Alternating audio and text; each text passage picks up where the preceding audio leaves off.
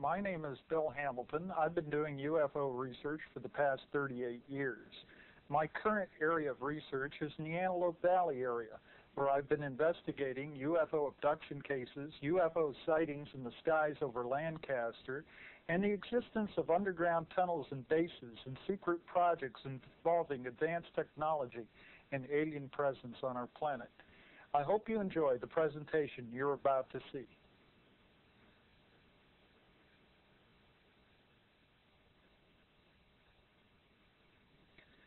We want to go back in time here, first of all, to give you a little bit of background on the early crash retrievals. In order to do that, I selected the story of one particular man who I talked with for a period of about 2 or 3 hours in a parked car with the outside of his home with the doors locked and the windows up. And you see, these people get very nervous about talking about something like this. And I call this man Mr. H in my book. He was in the Army, a private in the Army, stationed at Roswell in 1947-1948 time period. And he had participated as part of his duties with the CID at that time in 2 crash retrievals. Not the early Roswell retrieval in 1947, but one that occurred, he said, in 1948 and in the following year in 1949, and both in the relative same geographical area, which was out on the San Augustine Plains near Socorro, New Mexico. Now, on crash retrieval number 1, they were bussed out to the site in a school bus with darkened windows. When they got there, they saw the disc was sitting on the ground. It was illuminated by floodlights. The disc was about 30 feet in diameter. He said there were 2 alien pilots recovered from this disc. One was alive. Doctors were walking the live alien around for about 12 hours trying to save it, but it died. The disc had 1 round room with a central column in it. This is the waveguide within the craft, directing the gravitational wave field out and around the craft. It took only 3 men to lift this disc. It was so light, onto a lowboy truck. And he accompanied this disc when it was transported overland to the Nevada test site at the Groom Lake Complex, which was a fledgling complex with only about 5 buildings out there at that particular time, no underground installations. When he arrived there for a debriefing.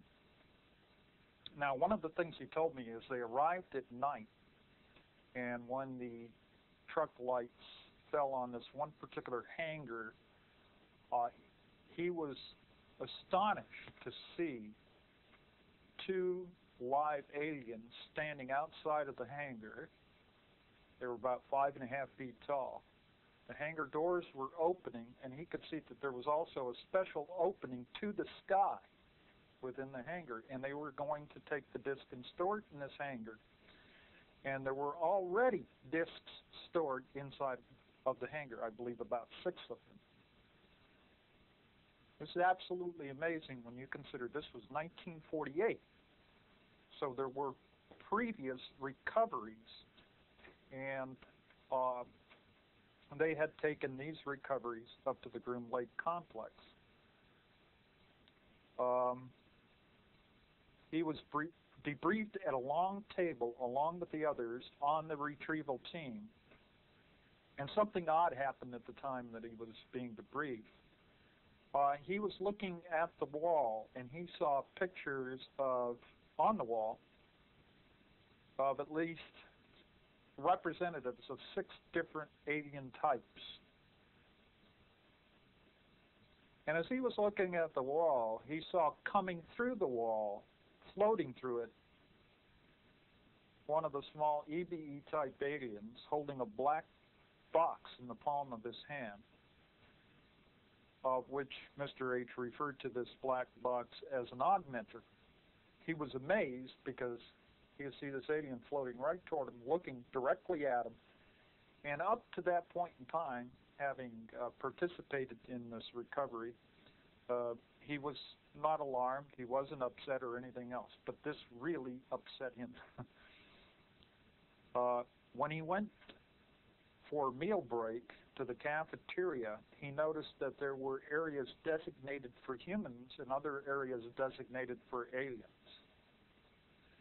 The 6 races of aliens he claims to have seen are the human, the orange race, the tall grays with long noses, short grays, and another type that looked something like the photos that was used in Aviation Week, and an unknown type. He commented that humans and oranges could mate. One of the types wore a hand beam weapon on a belt.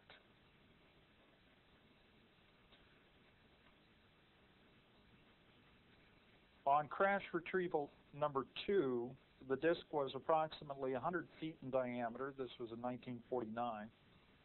There were 10 dead crew. They were about 5'8" in height. Their weight was no more than about 55 pounds. He carried one body from the craft and said it was dressed in a one-piece suit. He said they later found out that the suit was fastened on via a Velcro-type fastening method. The big disc had a conveyor apparatus on the floor that moved the aliens around from one instrument location to another. One of the instruments appeared to be a gauge of some kind. The disc had rectangular partitions. It took 6 men to lift the disc onto the low boy truck. He said the metal could not be marred. He saw one other craft, but it was only by accident, and that was when he was briefly at Wright-Patterson. I believe a couple of years later, before his tour of duty was over. Now, in my crash retrieval file, I have listed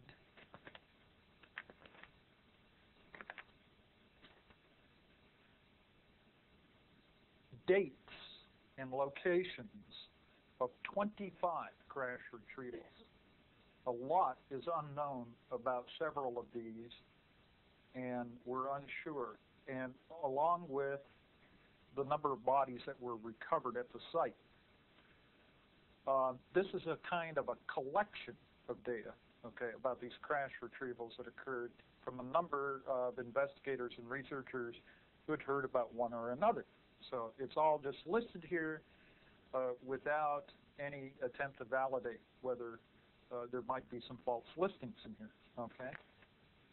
I feel Mr. H was very sincere about the events he participated in, and I heard a kind of a pattern that I have heard elsewhere among people who participated either in crash retrievals or on what I will call alien-related projects. And there's a pattern to this kind of thing where they're bust out and they, to the site with windows that are blacked out, or they're flown on an airplane with blacked out windows. There's a minimal of talk communication. You know, there's no small talk. You don't talk about, well, what's going on here? You know, does anybody know anything? You know, and try to get people to talk. There isn't that kind of talk going on. The only kind of talk that is going on is hand me the screwdriver or whatever it is, or the flashlight or whatever instrument, and it's just held down to a minimal level. So naturally what I find out is that the people involved really know very little outside of their own particular tasks about what is going on, the big picture. Now the thing is, obviously it was becoming a problem, accepting all of this, of storing these craft, storing the bodies in buildings on the surface of the ground that would be vulnerable to all kinds of damage. I mean, somebody could look, eventually, of course, with spy satellite systems and these kind of things and advancements in technology, other countries looking in on us, other foreign agents or whatever, could discover what we were doing, that we were storing these type of craft. So I'm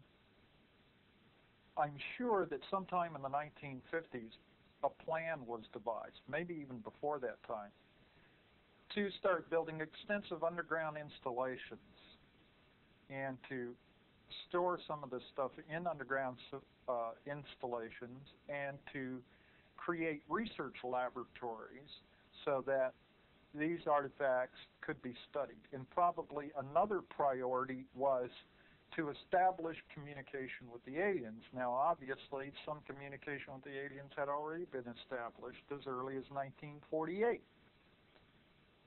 If we consider Mr. H's story and any other corroborating testimony of that nature, then this is very astounding. Okay. Some of the early records, it was said, have been taken to other sites like Los Alamos, Sandia, Wright-Patterson, and stored in a special building there. Now, I know that, and I have some of the documents in my files, that the RAND, or the United States Air Force, commissioned the RAND Corporation to conduct a study. This is back, the first proceedings on this were published in 1958. We only have available the proceedings from 1959, which show that almost all the expertise from various corporations were gathered at a symposium to study the feasibility of constructing what are called deep underground facilities. Not something that's only 10 or 20 feet below the earth, but we're talking hundreds to thousands of feet underneath the surface of the earth. And in the proceedings, RAND concluded that not only was it feasible, but with advancements in tunnel boring and shaft sinking type of technology, we were virtually opening up a whole new world under the earth, similar to the exploration of the ocean, or the expansion of aviation, or the exploration of space.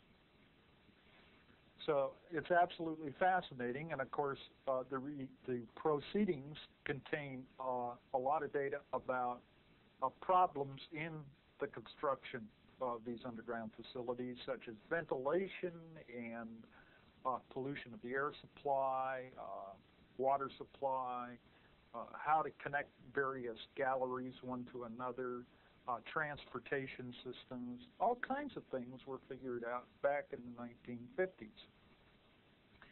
Also, we know that Area 51 had, as far as I can document or track it back, had some of the first underground facilities constructed there in 1951 by Navy Seabees, a battalion of Seabees that went in there to dig and create underground areas. And possibly, and 51, in fact, was a kind of a hallmark year in Air Force investigation of UFOs and what have you. So it just came to my mind that Area 51 also probably refers to the year 1951, when project, the so-called Project Red Light, was established up there at the Groom Lake Complex. And the red light, by the way, had a kind of a dual meaning. It had one of these things where it had several meanings to it. Of course, Nevada's known for its red lighthouses, so to speak, but The red light in this particular case dealt with something like heat lamps, because there was supposedly an area constructed, a habitat for a particular type of alien, in which they had to use these red and infrared lights in that particular area. So it's kind of interesting. At any rate, there is a tremendous consistency of description that I have heard from various people concerning certain aspects of these underground facilities. And to give you a little bit more insight on that, one very famous underground facility is located at Mount Weather in Virginia, and it's located 47 miles west of Washington, D.C. in rural Virginia, and it's it was designated as part of the Federal Relocation Center as part of the Continuity of Government program. You know, it's very interesting. We don't know too much about this Continuity of Government program and their subterranean installations, other than a few publications about it that have come out. One of them, I believe I brought the article with me, was published in, it was the cover story in U.S. News and World Report on August 7, 1989, called America's Doomsday Project. And in here they detail what's called the Defense Mobilization Planning System Agency and special teams as part of the COG plan, equipped with war plans, military codes, and other essential data that would accompany each designated presidential successor to secret command posts around the country. And then it goes on to say, besides the president and other officials designated as successors, the Pentagon has developed COG plans for evacuating an additional 46 key officials at any time of the day or night. These 46 named in the Joint Emergency Evacuation Plan, or JEEP, would be moved by helicopter to bunkers and command posts. Each has been issued a JEEP-1 identification card.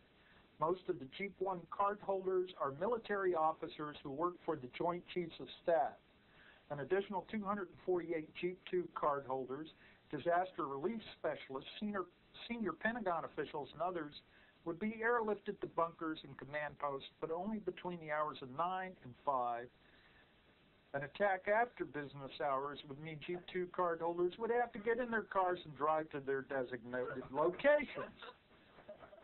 In all, more than 1,000 political and military officials have been deemed important enough for continued operations of government toward evacuation.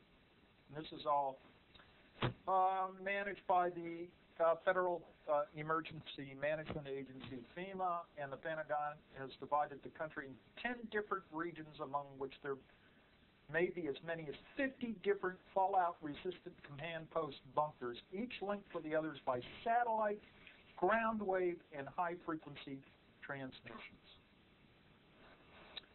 Theoretically, any secret command bunker could be used by the president or his successor during or after a nuclear strike, allowing COG planners to play the ultimate high-stakes shell game. So that's part of an article that came out that was very revealing. And then there is this other older article that was published in 1976 in the Progressive on Mount Weather, in which it gives a very interesting description, because we're going to hear similarities to this description related to bases connected with alien technology. Mount Weather was equipped with such amenities, now this is underground, as private apartments and dormitories, streets and sidewalks, cafeterias and hospitals, a water purification system, power plant, and general office buildings. The site includes a small lake fed by fresh water from underground springs.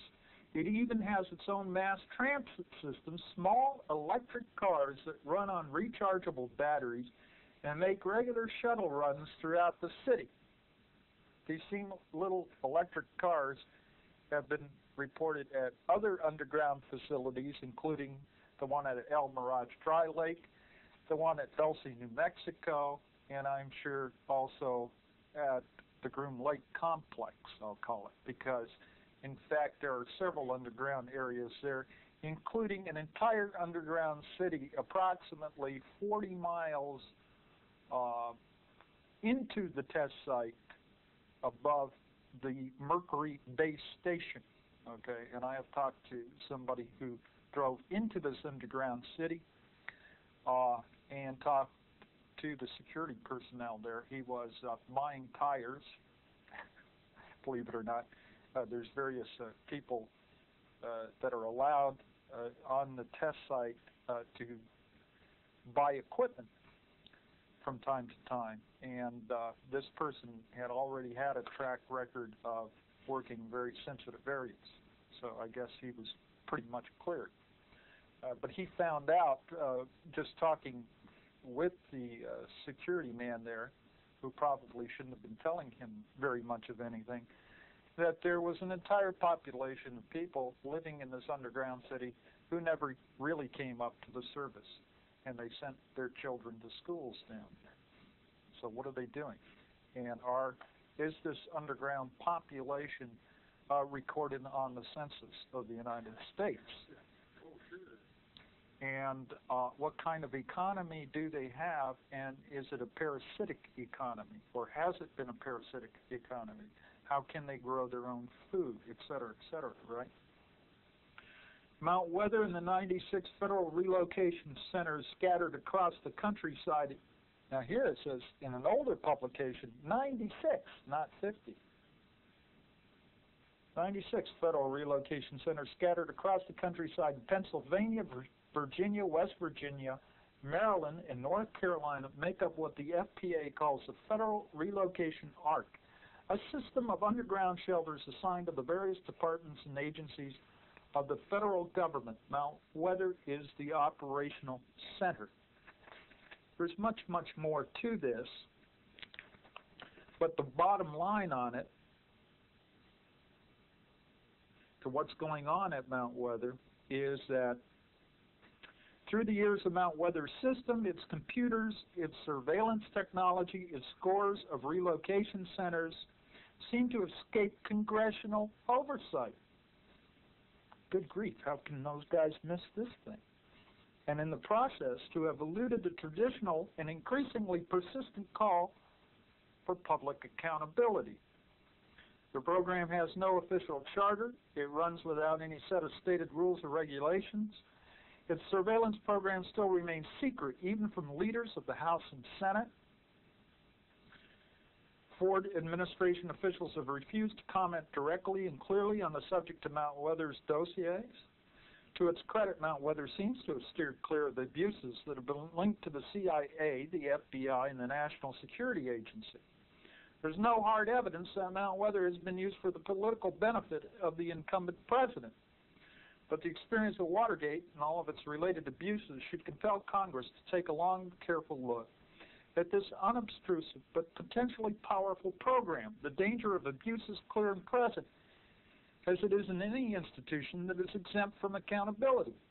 It would be ironic to discover someday that our continuity of government program has not provided continuity at all, but had been the instrument for discontinuing open and democratic government, that the very program designed to protect Americans has actually been turned against them.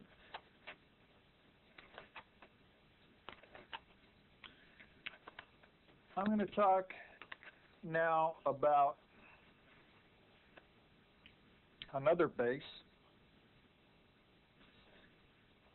and I'll have you hold your questions because I'm going to provide time for questions and answers toward the end of this. And think we're in here for how long? 2 hours? About 2 hours. Hour and 45 minutes. Okay. So we'll probably have about 30 to 45 minutes for questions and answers. But I do want to get some of this, impart some of this to you. Now, one of the particular installations that has interested me is this Northrop facility they call the Ant Hill, that's up in the Tehachapi Mountains, right up here in the Antelope Valley off of Highway 138. And since the summer of 1988, I have been investigating this facility and asking questions about it. And when I looked into the missing time case there that happened to Ray and Nancy back in 1988, and with the overflight of the boomerang-shaped UFOs, I became very, very interested in it. And then I heard a report that one local man who has a property on 170th Street West out there reports seeing the ground open up like a missile silo within the fenced perimeter. And he saw a flying saucer emerge from the silo and take off. Told a friend of mine about this, and later the Air Force Office of Special Investigation at Edwards, where the man worked, told him to shut up about what he had seen in the Tehachapis. I've since found out that the local man is known as Chuck and was a contractor on the underground tunnels at this secret facility. And the facility is codenamed the Ant Hill, just like ants making tunnels in the earth. The tunnels have round doorways with panels with red and green lights for ID and entry. There are no doors, but some kind of field is projected from cylinders embedded in the door wall. Tiny globes or orbs hover and followed Chuck and his crew around. These globes were referred to by the Air Force as probes and obviously employed levitation technology. Another friend of mine who I call my super snooper has been out to the Tehachapi site, and on 2 occasions in July and August of 1990 photographed the hovering orbs outside of the facility, and he described the orbs as sun-golden color and brilliant. On the second occasion, he videotaped the movements of these orbs. These orbs have a tremendous luminosity, and they do not reflect this luminosity off the surrounding terrain. Now, what's really interesting about this is recently it was reported in Science Digest, which I subscribe to, that scientists had succeeded in shining a laser light through monoatomic gas, okay, because they had another laser tuned to a frequency which inhibited the quantum mechanical process of photon absorption of the monoatomic gas, all right? What this means is that all gases are tuned to, or I should say, all atoms are tuned to light frequency so that they can absorb photons of light and re-emit photons of light in scattered directions. Well, this was very interesting because the scientists went on to say they could see no limitation to this process. They could see no reason why they could not use a molecular gas or a liquid or a solid and maybe, perhaps, someday shine a light through an obstruction like a wall. And I found this extremely interesting because, of course, we know about UFO light phenomena that has appeared over the years. The alien technology is such that they have a tremendous control over light phenomena. In fact, I have witnessed this myself back in, I think it was 1978, when apparently a UFO came flying down my street. Because it was flying down the street, I first took it to be a fire engine. In other words, it wasn't in the sky, it was flying down the street with red lights revolving and everything else. And it was only maybe a moment later that I realized I heard no sound at all, no motor sound, no siren or anything. And this thing whirled off to the left and I think started to ascend. And it wasn't but a minute later that a pulsating beam of light of some kind was coming down the chimney and was flashing in my fireplace, and I could see it, and the beam was truncated. See, if we take a flashlight, if I took a flashlight and put a beam on that wall, that beam is not going to stop until it reaches the wall, right? And it's not going to stop in midair. So how can they, you know, and these light beams have been seen to bend from UFOs. They have been seen to go out slowly, you know, at a slow crawl, and they had an end to them. I mean, something like the lightsaber, right, in Star Wars. So here we have another light phenomena with these patrolling orbs, as I understand it, and they are sensors. They're surveillance orbs of some kind. And I have seen these orbs also myself in the mountains around that area, and many people have seen them patrolling around the Northrop facility, the Douglas facility, and the Lockheed facility.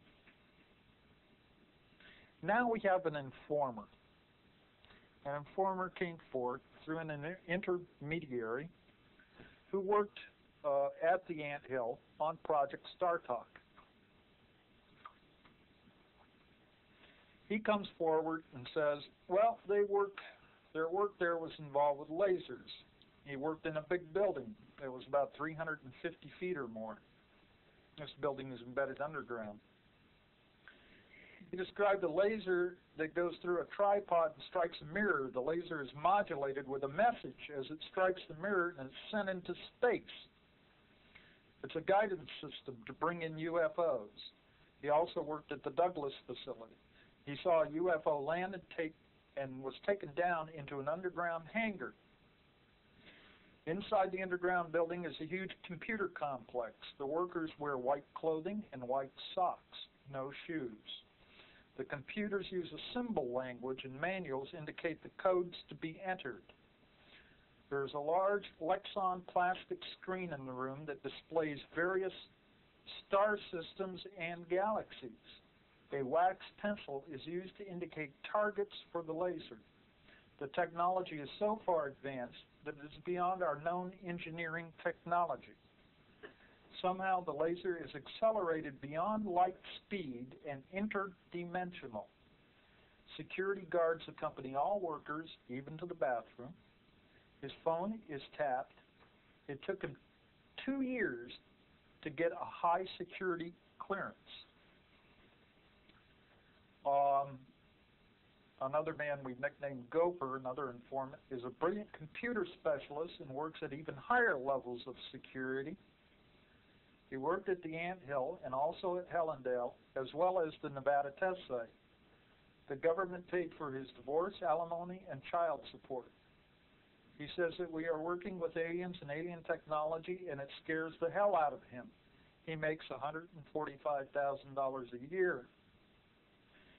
He doesn't have a life of his own. He has seen reptilian, aliens, and grays. His work with white-skinned reptoids. Grays are strong and intelligent. He has also seen the orange race, a lot of them. These have been described to me by all informants as looking identical to the people portrayed on Alien Nation. I don't know what to make of that.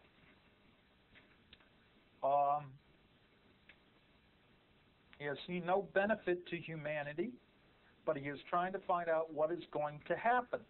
He is worried about what the future holds, says he foresees an alien war. They live in underground condos. They have swimming pools, saunas, and a gym. They have a parking lot underground.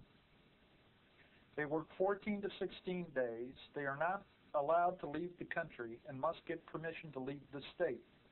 The main control center is below Haystack Butte on the rocket test site near Edwards. A tunnel runs from Haystack Butte to the underground Anthill facility. He has also encountered and heard of a benevolent group that he only refers to as the Federation. Some of these are looking aliens who are trying to right to conditions on planet Earth. One of these he described as a tall blonde with a white jumpsuit and a green coat over it. He believes these are friendly beings. So we have a very complex situation going on here. One female or male. Now, just a couple of other items that kind of brought to mind. A little interlude here. We have an underground facility at the Tehachapi's. We have an underground facility at Douglas near El Mirage Dry Lake. Also under a False Dairy Farm out there. Also at George Air Force Base. Also at Edwards. Also at the Rocket Test Site, and also at Hellendale. This is just California, okay? And there's an extensive system of tunnels that connect the various installations. Transportation is sometimes by ground vehicle, electric car, or by, if you will, a magnetic train that runs through a partially evacuated tube at very high speeds. There's no mystery about these underground trains. There is, I think his name is Frank Davidson. Well, I have his name here somewhere. He's a professor at MIT, and he wants to bring the underground tube system into the commercial sector and build a coast-to-coast system, 1,500 feet underground. However, the military, government tube transit system and interlocking network of tunnels already exists all over the United States. Here's only a portion of them as revealed to us by insiders. And this is also published in my book of the Southwest area. And that may not be all of them. Recently we heard that one of the vertical shafts that intersect some of the tunnels was discovered by a man out there near Highway 395 back in 1985. Now what he did was he got somebody with cable and sat on one of these little seats and was lowered down this 40 by 40 shaft, and he took a lantern with him, and at about 50 feet down he encountered a tunnel. I think was, I'm not sure what the dimensions of the tunnel were. I think 12 by 20, but I'm not sure of that. And he'd go down some more in another tunnel, and he kept going down until he reached the end of the cable. And still he had not reached the end of the shaft. Now, at a certain depth, and I'm not sure how far down, 500 feet or so, he said there was a lip around the entire tunnel, looked something like titanium to him. And there on down, the shaft was lined with this titanium. He decided to be pulled up again, but he decided he could dispense with the lantern because he wanted to see how far the shaft went down further. So he let go of the lantern and watched the light as it spiraled down into the shaft. But it went out of sight, and he never did hear it hit bottom. I've had friends of mine go out to investigate this particular shaft, and they have seen it. In fact, I asked my super snooper to go out there, and he verified it. And I said, well, did you take pictures? And he said, no. And he takes pictures of everything. He didn't take pictures of this. But apparently they're intending to go back and lower a video cam with a light on it on a cable so we can get video recordings. However, one of the guys that was working on this, he talked to a couple of people who worked on tunnel projects, and they told him, oh yes, we'd go down in the state of California, come up in Utah and take 3 weeks leave and go back down in Utah and have to come back up in another state and what have you.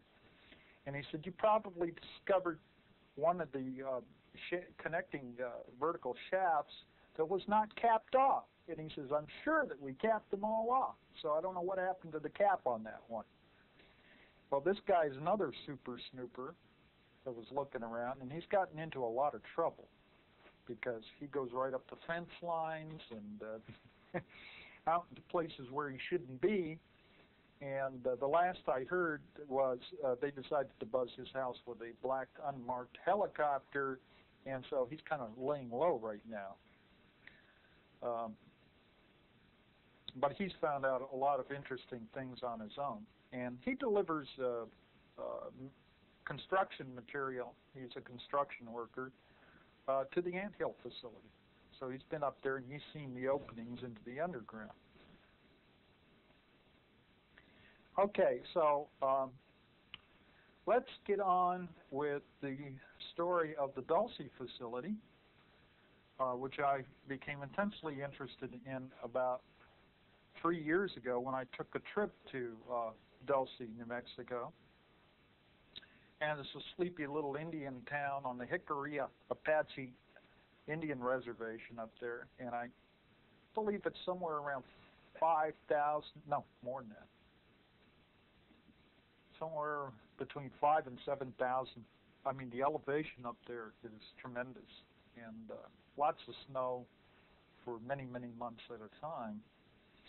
And I was conducted on a tour around the Dulce area by State Police Officer Gabe Valdez back in April 1988, because I wanted to ask him about the sites of the cattle mutilations and what he had observed, and if he had seen any UFO activity, if he had seen any evidence of getting into entry to underground areas.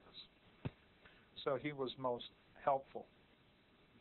And then I was trying to analyze and get opinions about the controversial information that was released by scientist Paul Benowitz, who back in 1979, 1980 claimed that he had established communication with little gray aliens at this underground facility up at Dulce.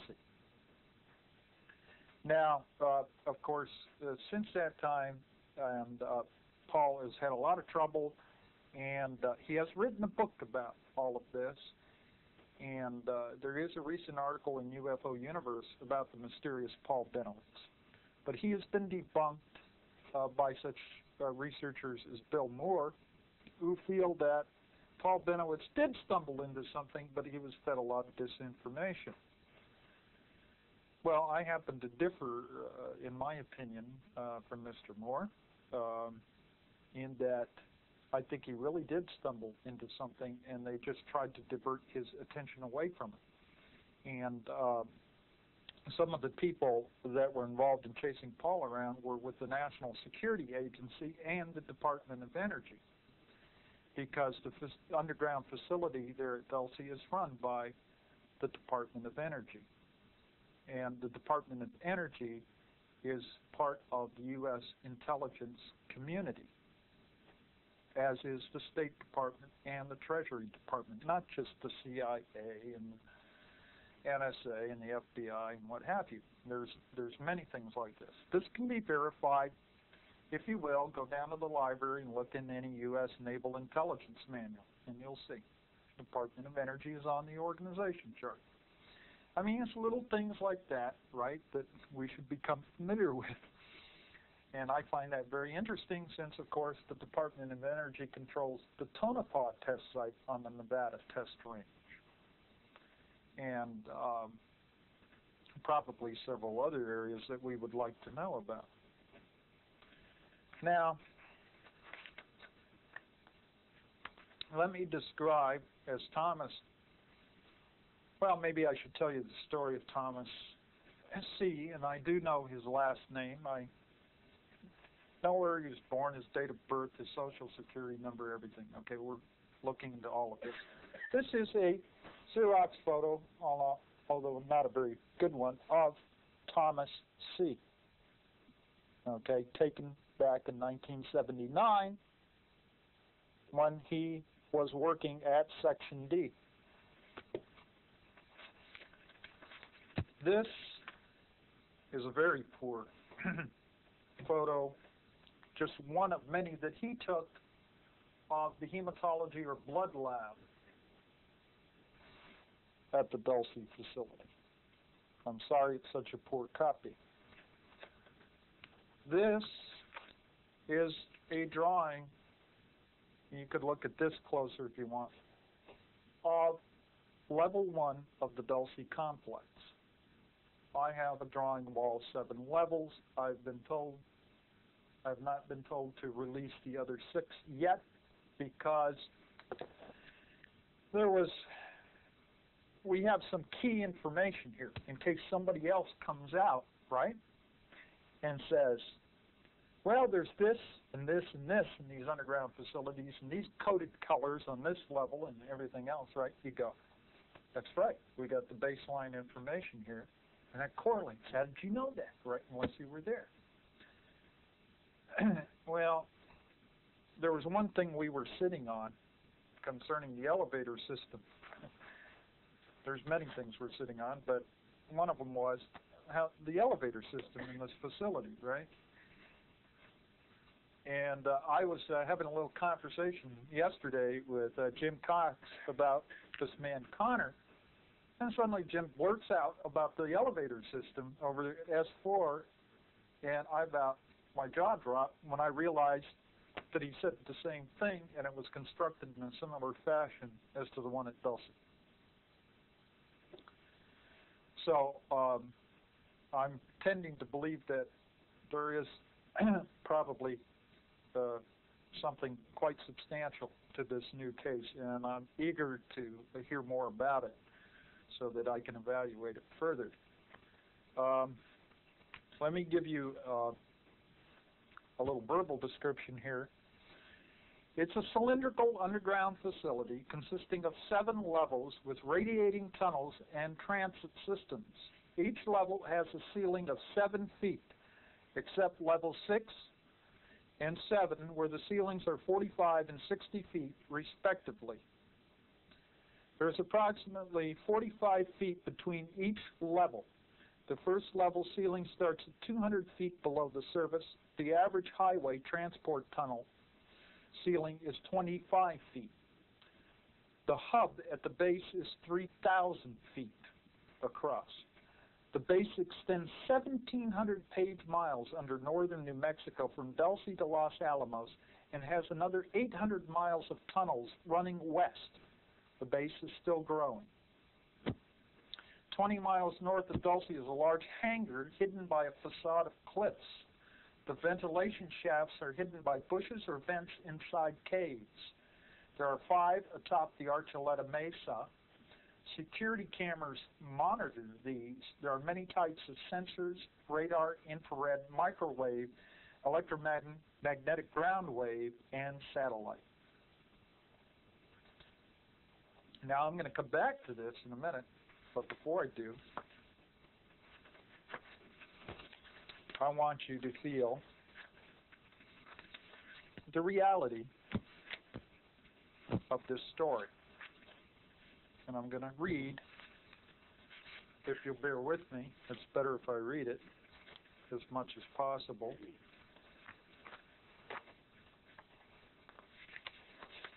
The story written for me, and this supersedes all previous editions that I have given of the story of Thomas and his involvement.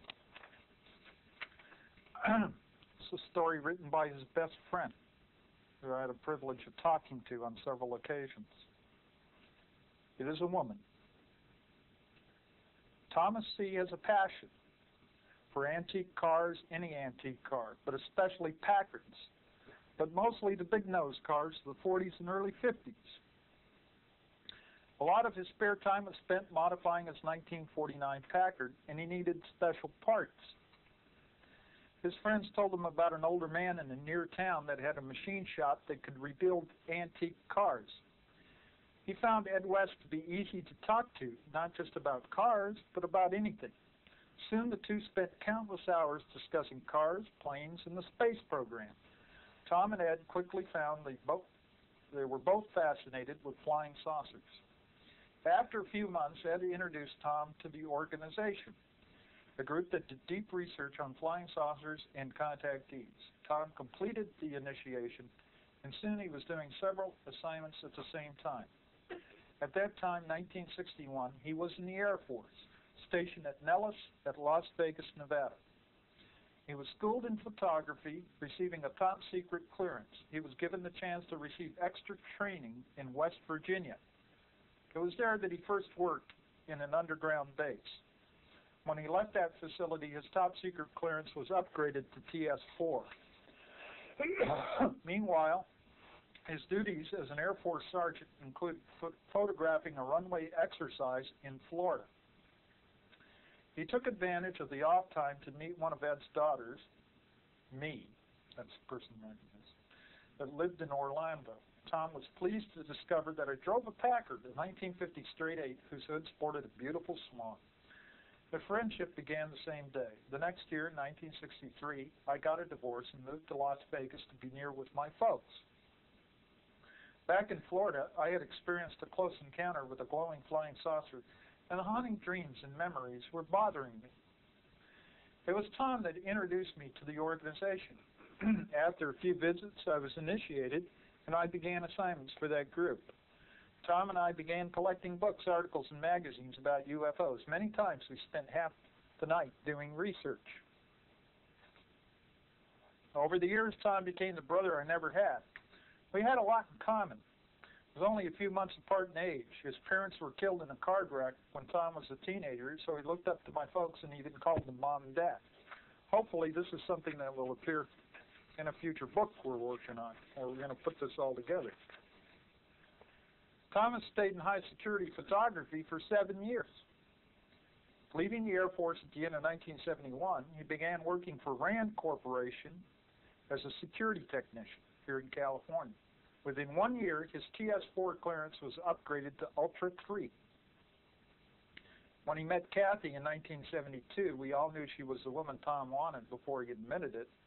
I stood beside Kathy when they were married the same year. It was spring '74 when Tom told us that in 7 months there would be a baby. On November 7, '74, Eric Scott C. was born. No new daddy was happier than Tom. He gave out cigars to everybody. In 1977, they moved to Santa Fe, New Mexico. Tom had been transferred, and his clearance again was upgraded, this time to Ultra 7. Though he told me he found his new position financially rewarding, he discovered there was more stress. He told me that he worked underground and in incredible security in and for the photography department. His job included all aspects of photography, from large format cameras to mini cameras. It was his responsibility to check, align, and calibrate all the security video cameras from the doors to exit tunnels. His position required that he be armed at all times. 2, it was his job to escort visitors to certain areas of the base. When he finally left the Dulce Base, he had earned the security rank of Major.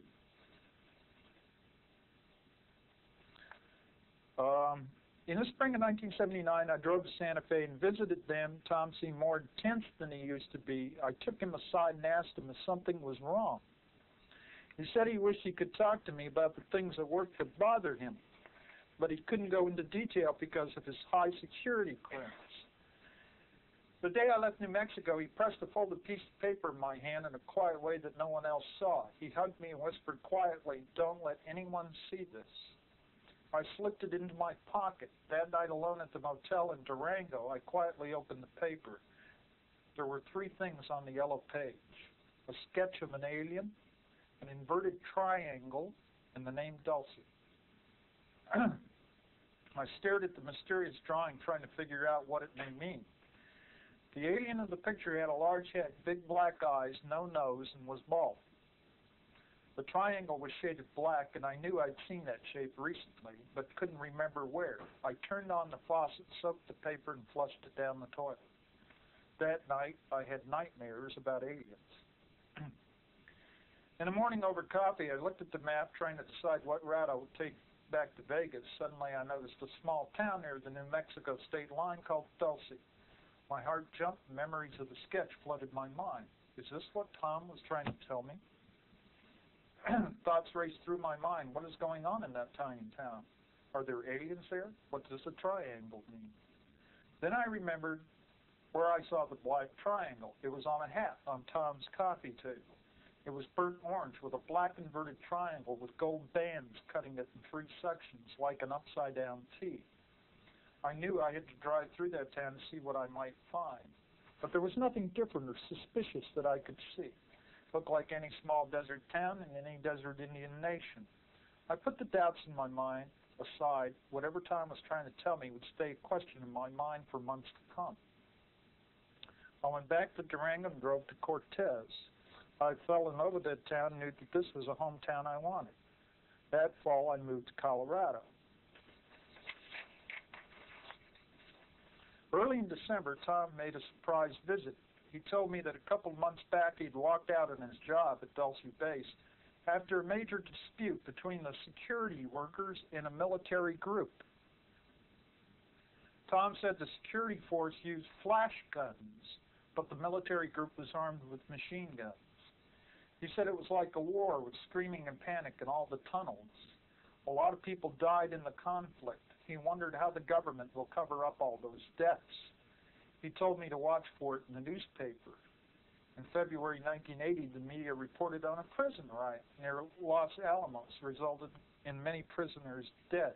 True prison story or Dulce War's cover-up? Tom admitted he was in trouble.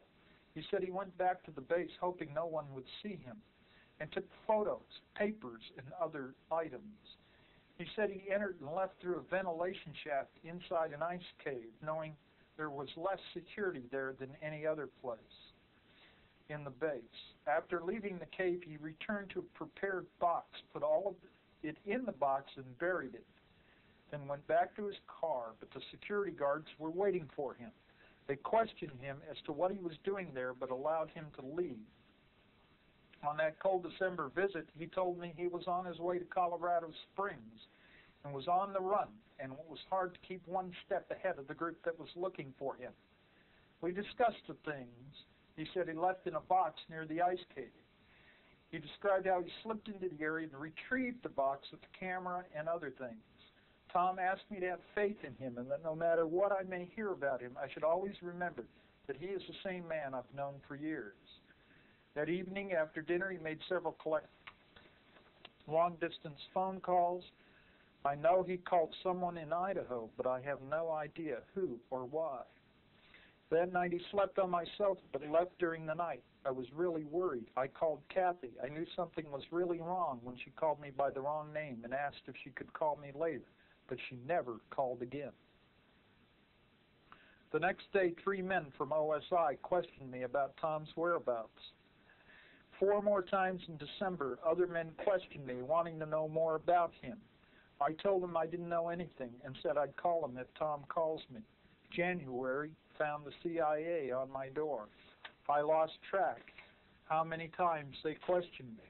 They insisted that I have more information than I'm telling them. Maybe they were right, but the stress was beginning to get to me. My head ached constantly. I had been in a car wreck in the middle of '78 and had headaches a lot. Those headaches seemed to be back. At the end of January 1980, my doctor ordered some tests in a Farmington, New Mexico hospital. Early in February, I entered the federally owned hospital for an angiogram, a simple test that should take about an hour. Something went wrong, bad wrong. I woke up from the test to discover I suffered a stroke.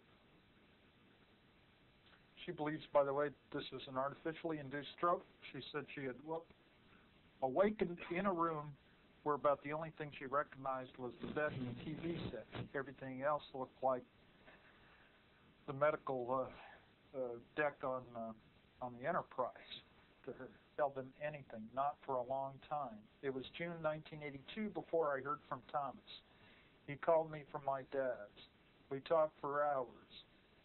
He'd been in 20 states and 4 countries, and he'd been running for his life. He was in big trouble, and they were trying to kill him before he could tell the world what was going on in that underground base.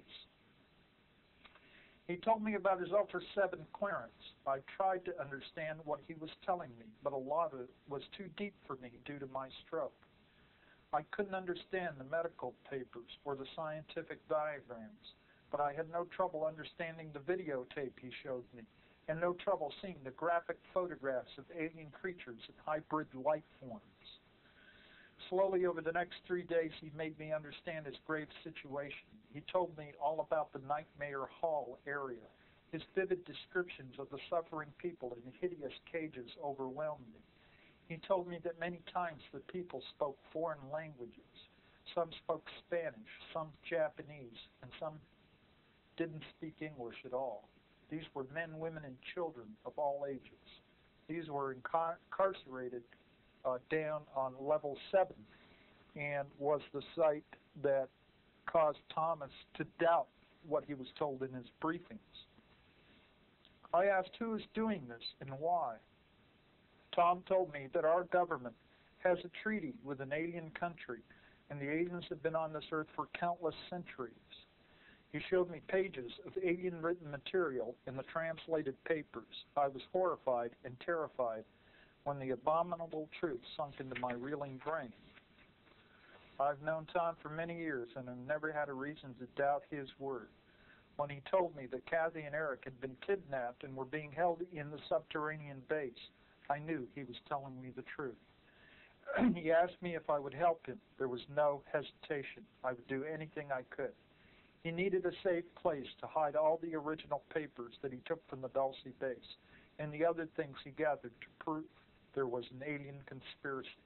I knew the perfect hiding place. Well, the rest of this is they had all the material put in a container, went to an associate at EG&G and had it specially wrapped. Then they took a road off into the desert, into rugged territories near a mountain, went up about 6,000 feet, and buried it at a certain location at the foot of this mountain. And I have been to this location as recently, well, first went there about a couple of months ago to do a kind of recon of the area and kind of judge what we would have to do to hike up and recover the material. Thomas has now authorized us to recover this material and make it known to the public. But it is the most rugged, most hazardous hiking territory I have ever seen in my life. And why he chose that area, I don't know. I wish he would have hidden it somewhere closer to ground level, because I don't think anybody could have found it anyway, right? Last weekend, we came probably within 100 feet of the location. All the markers were seen, and probably the only fruit of our efforts was Thomas's old shoestring was recovered from the site. Apparently, it broken off his shoe up there. My partner, I think, is going to try to make an attempt again about another month. We're keeping the location right now secure. We don't want any interference or trouble. I'm not saying from friends, but we feel that we have discussed this enough that we're sure that they're aware of our activities. And in fact, when I was discussing this news case over the phone to my associate, there was a buzz on the line, and at that point, I heard a familiar sound which told me we were on tap.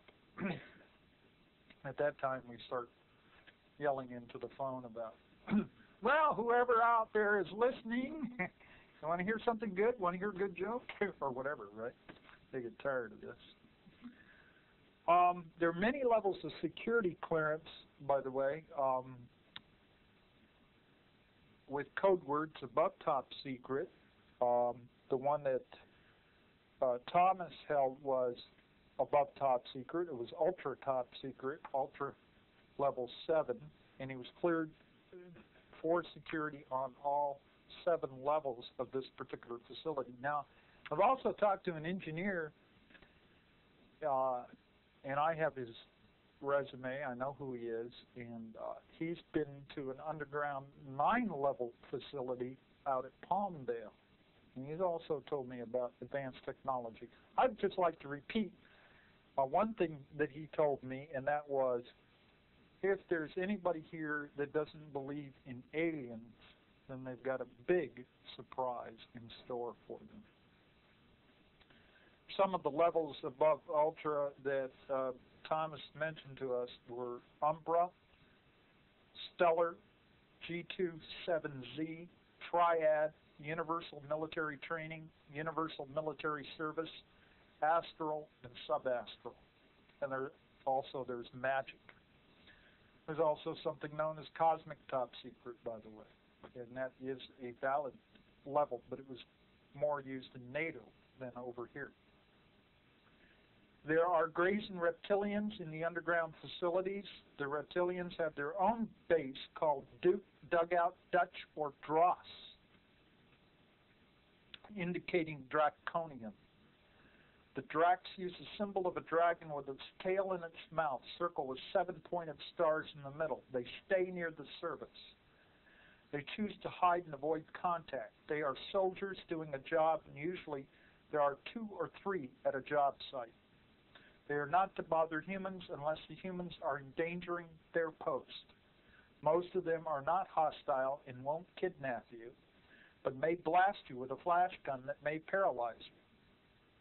Causes a temporary blackout. The reptoids speak and their voices are harsh and whispery with heavy S's. They are stronger than humans. They find humans smelly.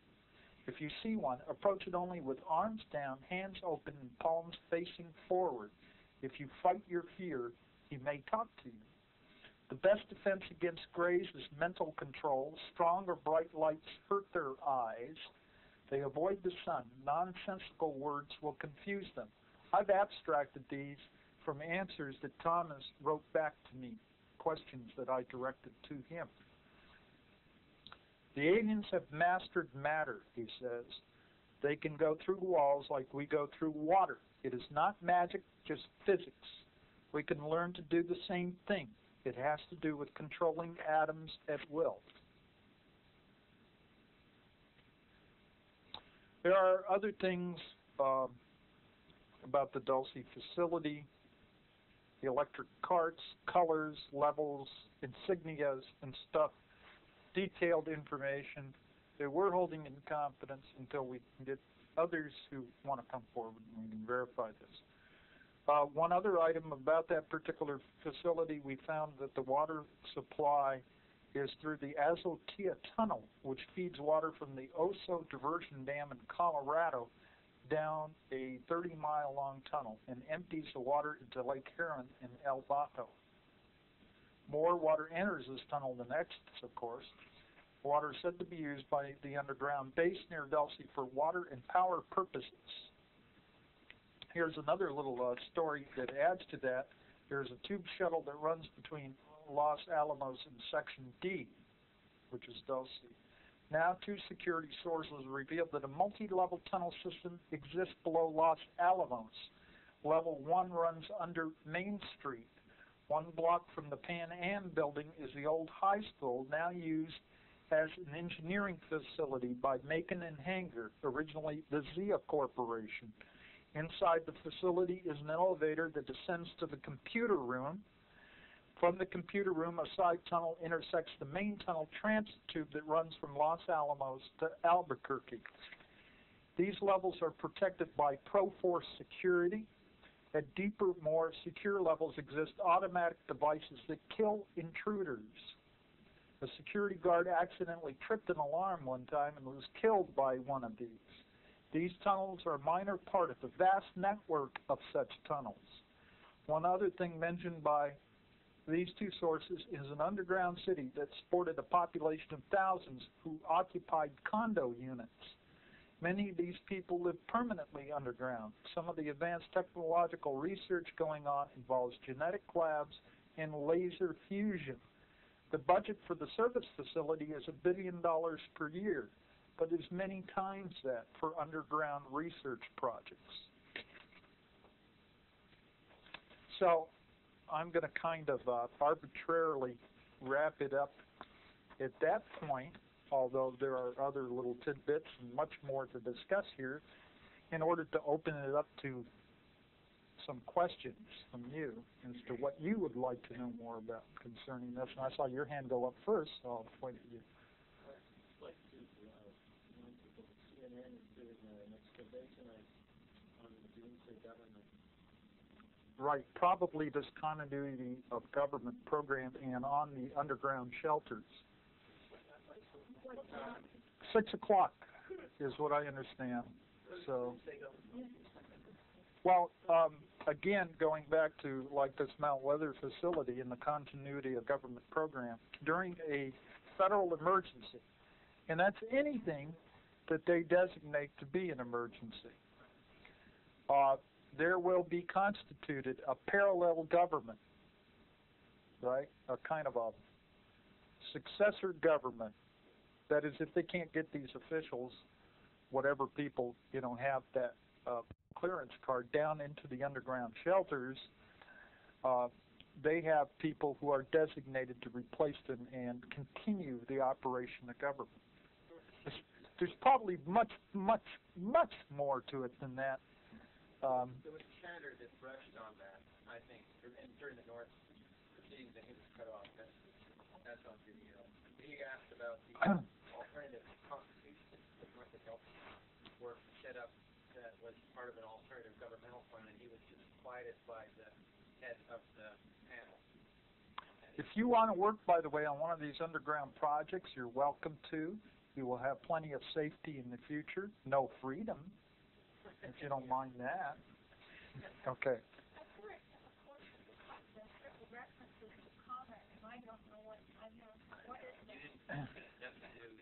Yeah, that's a brand new issue. This is allegedly a secure.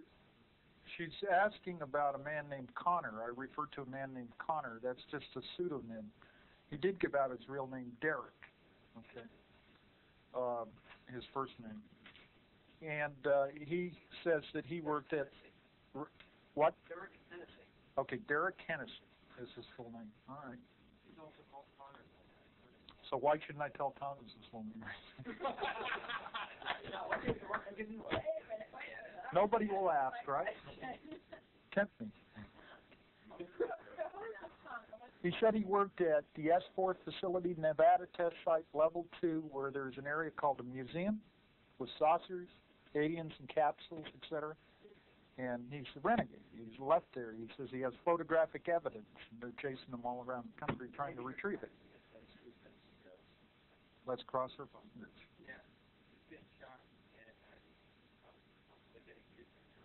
So how many people are in this room are going to be real up close to him so you can listen to what he says?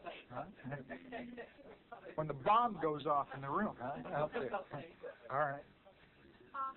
I hear many people talking about the size of the underground bases and the counts keep on sounding bigger and bigger.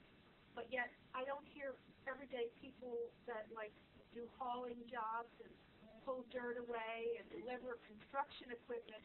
Like the Alaska pipeline, everyone that did that kind of work was gone for a year. They were up there making that money.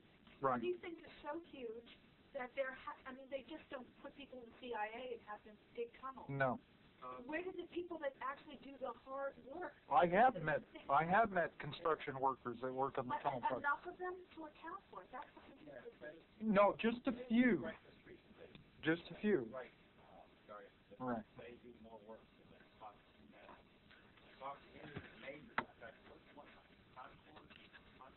Okay, one of them that I knew worked for Santa Fe International. All right. One of the things you have to realize is this is not an ordinary contractor working on the Alaska pipeline. Okay, this is a contractor who, by his record in the military or whatever, okay, is cleared for top secret work.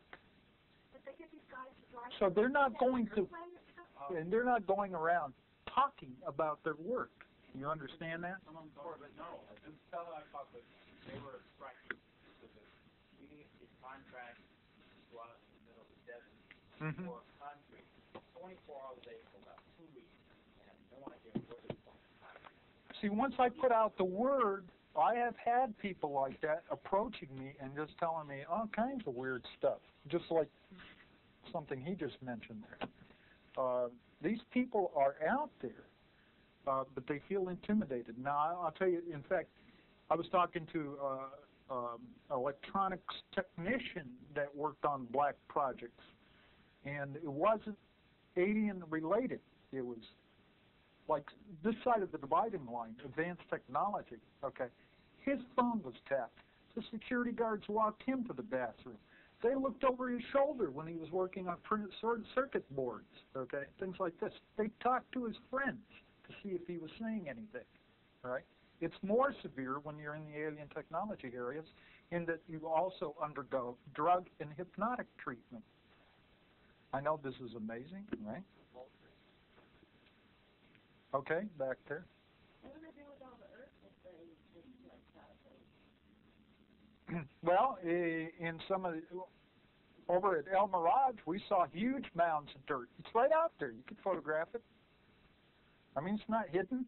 And down the Tehachapi, there's a huge wash of the this plastic cement that they use as a binder in building construction.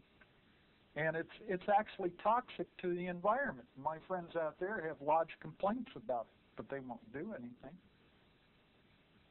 So you could see evidence of this stuff out there. Now, the reason why the mounds of dirt are visible out there on the El Mirage area is because that's a flat area out there. And you could see this huge movable building at the Douglas facility, and this building moves like on, whether it's on rails or wheels or whatever, but there's a huge crane inside this building, and it's lowering stuff into the underground facility. Okay? But, you know, and that's visible. But here's the strange thing. Sometimes at night, there's something that comes up from the ground into the building, and the doors are open, and suddenly the top of it ignites with this tremendously brilliant light. And it's so impressive that one of my super snoopers said that he felt like getting down on his knees and worshiping it if he was, you know, of a more primitive bent, right? Because the interior of this building, he said, remained dark. You know, if you turn on the light in the room, see all the light reflecting off the walls, right? So definitely eyewitness evidence of advanced technology in a known aerospace company complex. Another question. I've read a number of instances that there's a very, very ancient system of underground, very deep homes. Will they be connecting with these? Well, if during the course of the construction, I'm sure that if they ran across any of these and they were still usable, they'd probably try to make use of them. But I've heard that there are more of those down in South America. And there may be some up here in North America. I don't know. Okay. I know it's hard to say thoughts on speculation since there's so much hard facts and obvious reasons, but is there any indication of what this whole national plan is about? I don't know. I keep thinking about the movie Star Wars. You know, there is something. Let's call it this. We hear a lot of things. You know, Alternative 3, by the way, which was an April Fool's joke. At least the television broadcast was done on April 1st, by the way, all with actors. Some people are asserting otherwise. Okay, but there is a concept given that I think is legitimate in the Alternative 3 concept, that there is some kind of a crisis, okay, like say the ozone depletion or whatever. What are our options? And there were 3 options given. Alternative 2 was to build underground shelters. Alternative 3 is to get off the planet, live somewhere else, live on another planet, terraform Mars or whatever, right? Well, I'm just saying, in a particular case where there was some kind of a crisis happening. Now, the rumors that I hear, and they're only rumors, so I don't want to panic anybody and say, oh, the sky is falling. Maybe it's not. I don't know. All right? But we've heard a number of things, and we had one informant who I guess the FBI cut off. He was with NASA, had a secret observatory out there, and he was feeding us stuff, including, I got a Xerox of a photograph of some of the things, artificial objects they were photographing in the high atmosphere, but Every time I get a line, like on Project Star Talk, the FBI comes along. They don't bother me, see? They go to my sources and snip the line there. Well, they're using you as a magnet to find people. Right. Who's talking? They're going to Hamilton or somebody else, right? You know. So I'm not the only one, you know, getting these kind of informants. See. But I would speculate that there is what I call the terrible truth. This is what I told Linda Howe. You know, she and I spent a lot of time speculating, by the way. We try to keep it out of the public arena. But there's a few things where we throw back and forth and we speculate. But I speculate there's something called a terrible truth that's at the bottom of all this. And I know my partner has either been told this terrible truth or something close to him, and he won't even tell me. You know, he was visited, and in the past he's been in security projects, and he's been briefed. But the briefings he had was all nice and loyalty and all this stuff. But when he got visited by these two agents from Washington, they laid this terrible truth out on him, and he doesn't even want to put his mind on it. And this is a guy I know deals with all kinds of bizarre realities and had a direct encounter with a 7-foot-tall reptilian humanoid, okay? And yet he says he doesn't want to put his attention on what they told him because it deals severe psychological damage. What the hell does he mean by that? See? So there's some kind of terrible truth. They'll go to any length. What about the two?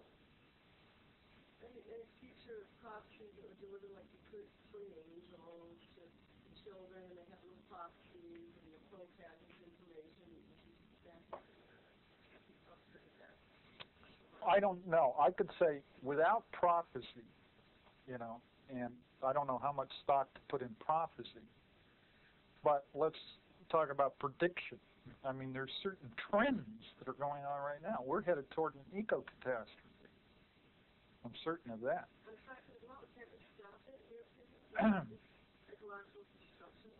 Yeah, but are we? The thing is our momentum such that we're just, you know, already part of the railroad train is going off the cliff, so to speak, right? And who's going to grab the end of the train and pull it back up? I don't know. And, well, when this guy, Thomas C., smuggled out these documents, why didn't he make an attempt to connect with some type of media to expose immediately?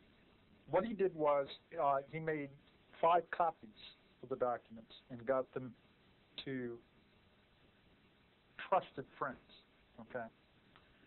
And he decided, at that time he didn't know what to do, okay? He was on the run from state to state, and then he left the United States, connected up with a band of a renegade group, okay? And they have their own underground base in another country. And he claims to be in contact now with benevolent aliens that are helping them out, okay? Resisting whatever was going before. But I guess he was just running too much and couldn't make the connections that way, and just trying to stay alive. And he was also very concerned at that time about his wife and child, who the security team took into, they captured them, okay? And we're holding them prisoner, and we're trying to negotiate with them to get the material back. How long have you known where the location? Not long. I've known that it was buried somewhere for some time, but it was only last April that we were given the authorization to go ahead and recover the material and make it public as soon as possible, because Thomas is predicting that there is a conflict coming up, and that we're not aware of. It's going on now, okay, but that we're not aware of it, but we will soon become more aware of it because it will become more overt. There's apparently a conflict between different alien groups right here. Your last statement segues into what I was thinking of. Several speakers or groups express they feel there is a timetable, either the big 90s they refer to or something within the next few years. have your sources confirmed that sense of a timetable or schedule? Well, the year that I've been hearing about for the past 10 or 11 years now is beginning in 1992. Okay, we're going to see a lot of things breaking out, all hell breaking loose. You know, a lot of sightings, abductions. I don't know what the heck is going to be going on. Right? So what should we do?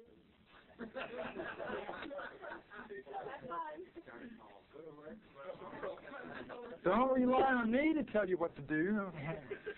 Build your own underground base.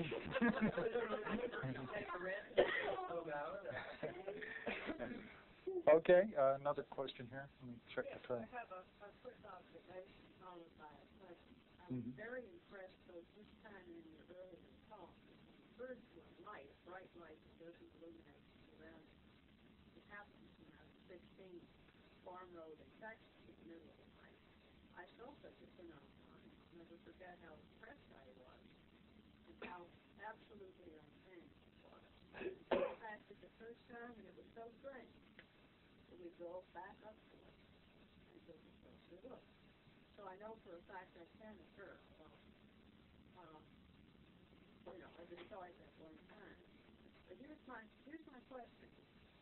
This story that you read was quite interesting. On the other hand, there are people with very good imaginations about, and I wonder if you had taken the other step of taking into the history, present condition, and mental stability of the author. It's one of the very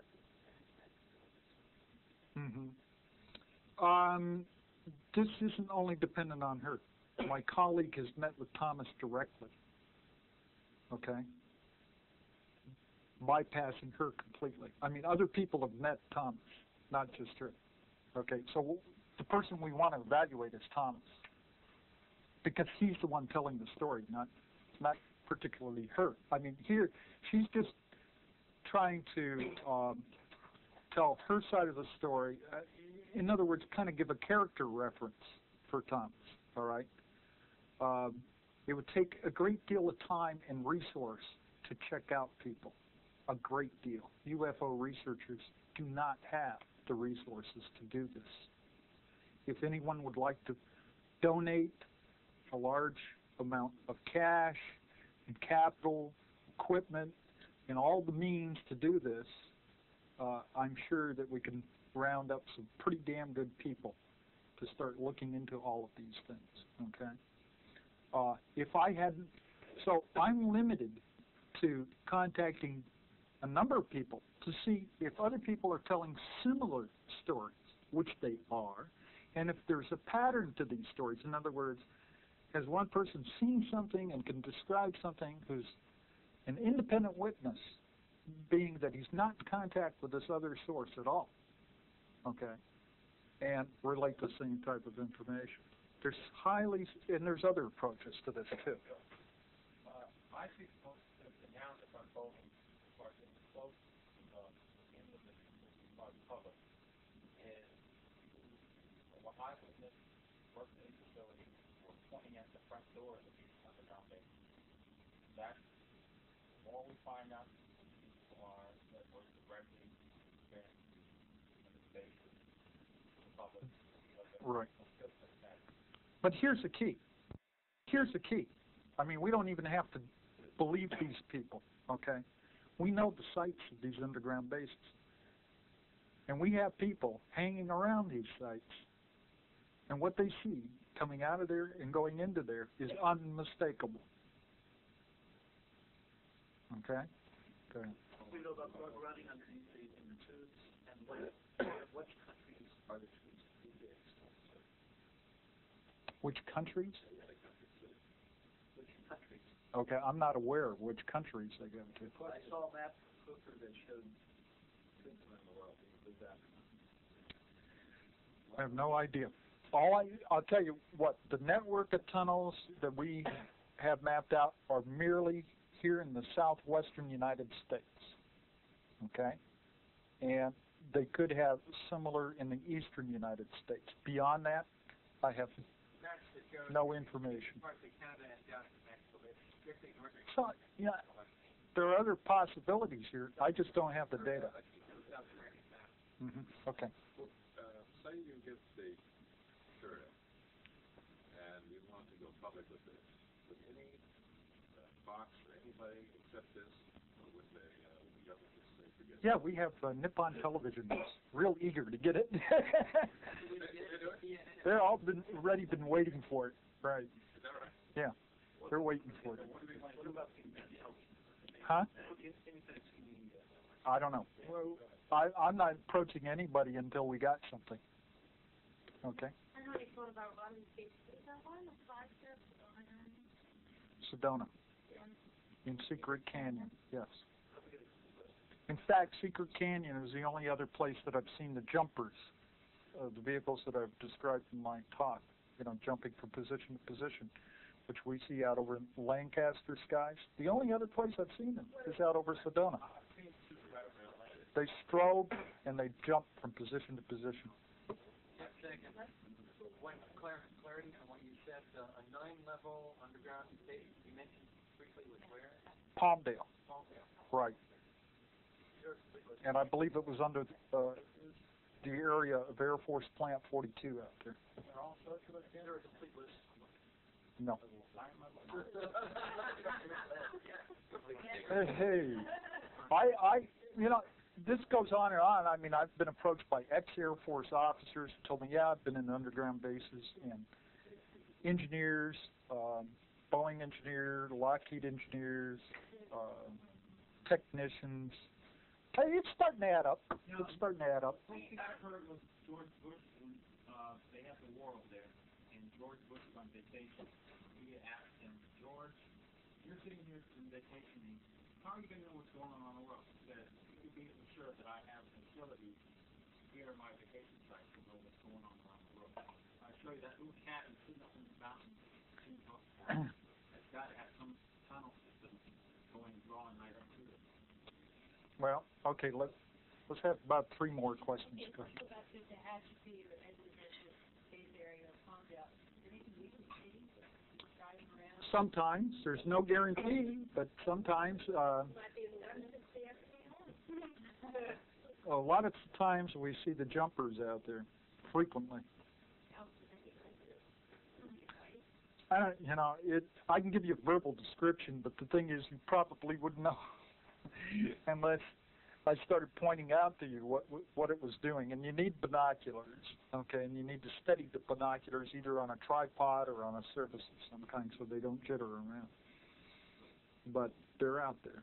And there's other things out there that are quite obvious, but more infrequent. Was another question? Yeah, the tunnel in Hawaii, on the big island, the island of Oahu, and that, I found that out. That doesn't surprise me anymore. Okay, how much time do we have? 10 minutes. Oh, didn't know we. Okay, we can go on. Say again.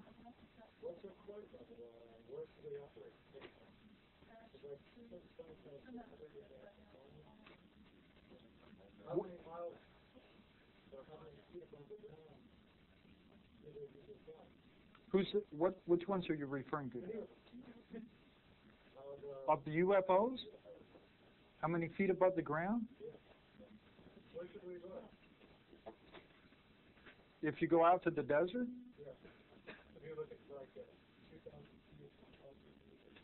Oh, no particular altitude.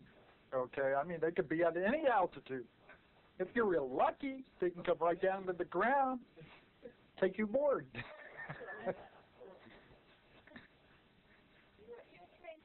Put out their little tractor beam.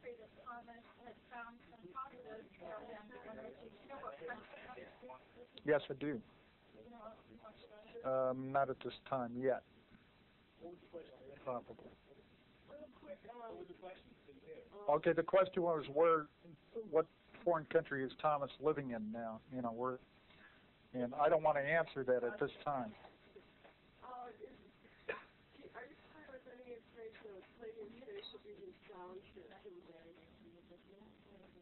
hear that? No, What was that, man? I have no idea. They didn't use the sounds at all in the ceremony. Not that I know of.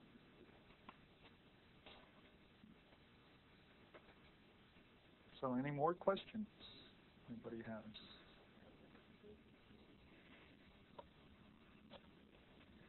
Okay.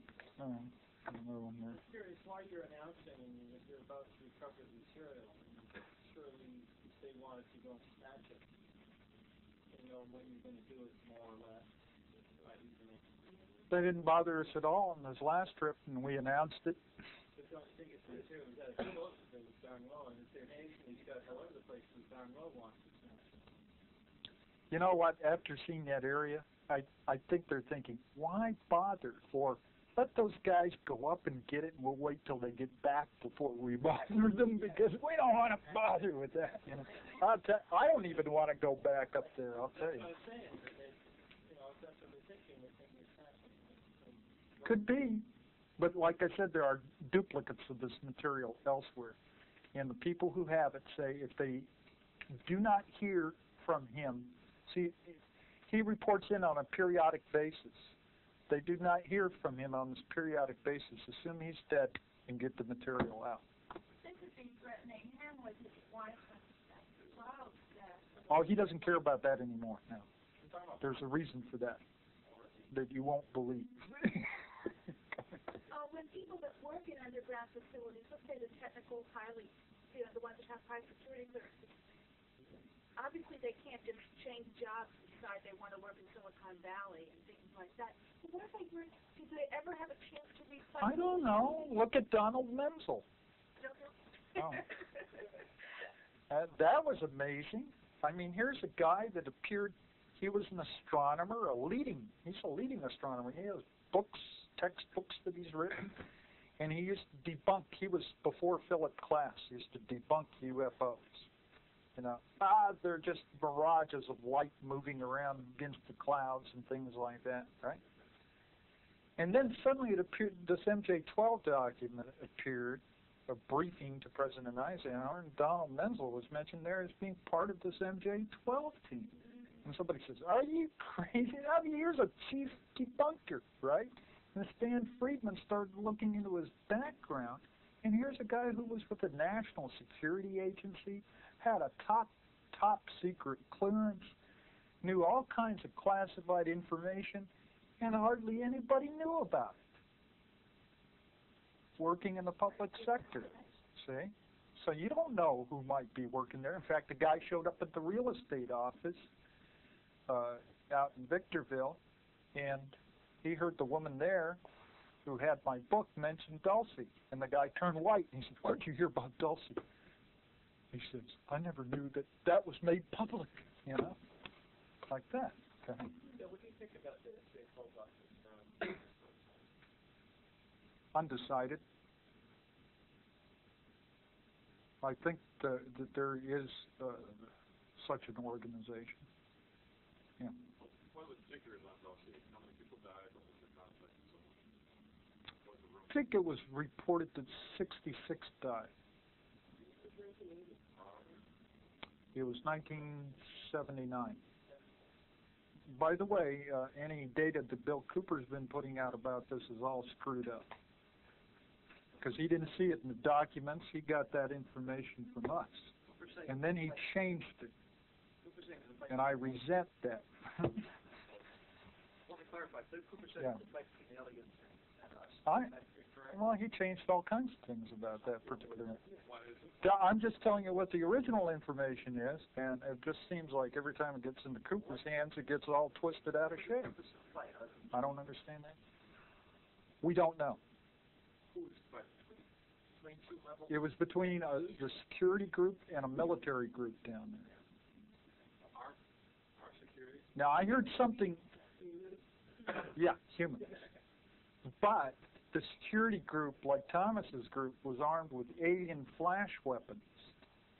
Okay, this has been described to me as having several settings, but it's an invisible beam that hits a person, and when it hits the person, there's a flash.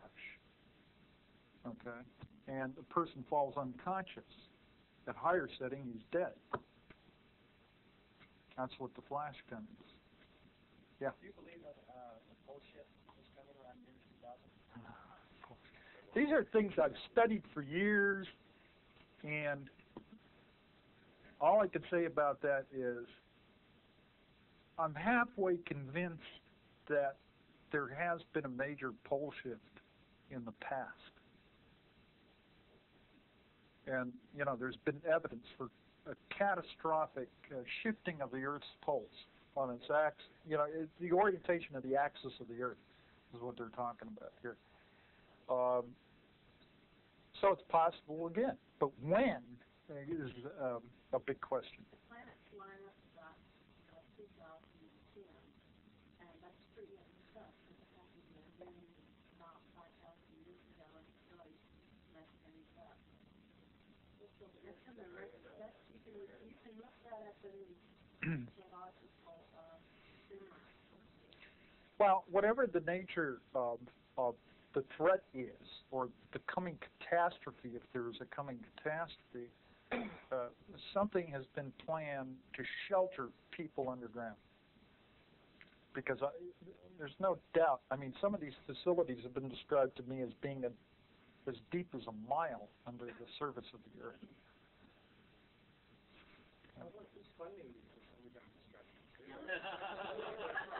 I thought it came out of your pocket. You and me, right? We're funding it. Who? They were held in captivity and used for experiments. He's writing them off.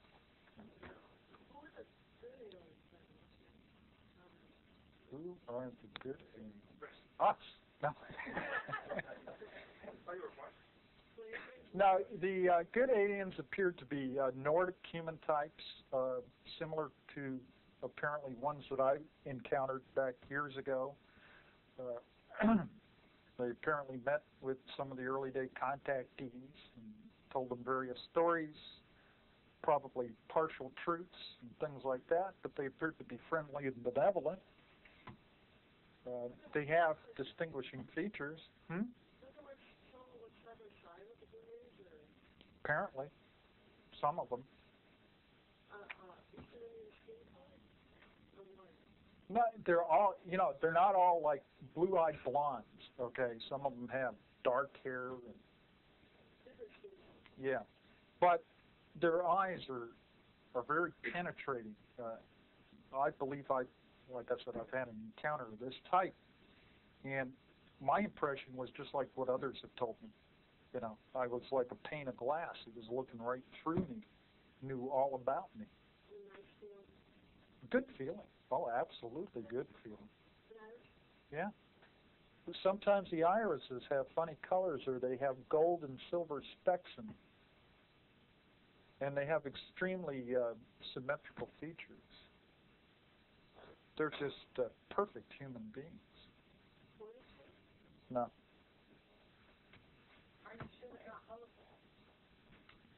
No, not when they sit in coffee shops and order hot chocolate. I don't think so. I'd go right through a hologram.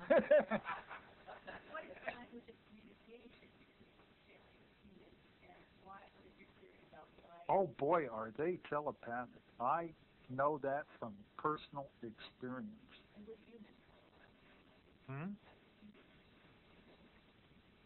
Well, you can talk to, the human type, I mean the ones that are like us, they can speak any language. English, German, Spanish, French, Hindu. Yes, I believe I have. They didn't come off the ship, so that's my little reservation there. But they did come into my house. They look very much like us, except, like I said, we would admire them because they're in perfect physical shape. Both men and yeah, extremely long lifespans, very translucent skin, 5'8" to 6'2", anywhere in that range. Not extensive at all. I wish it were. What is your theory about why the government doesn't That's another thing. This is really mysterious to me. Government's really got a lid. They'd do anything to knock down stories about these Nordic-friendly aliens. Why? I don't know. I wish I did. When you find out, let me know. It is a little peculiar in relation to what Michael Lindemann has told us here at the conference recently, and as mentioned earlier about the skin factor, about how it appears that the information is being geared to us to represent a sort of positive feeling towards certain types of encounters without any insinuation of female fireheart women being related or denigrating. So it would be strange if they don't want us to know about, quote, positive, unquote. You know that, right? I don't know. What's our time? That's it. Okay. Thank you very much.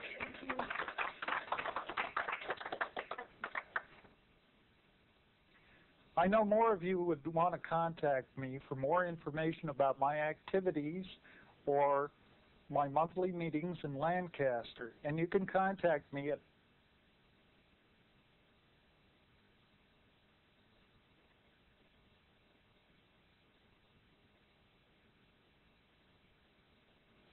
And for further information about my research, you can obtain the book that I have written called Cosmic Top Secret, published by Interlight Publications, from one of your local New Age bookstores, or you could write the publisher, Interlight Publications.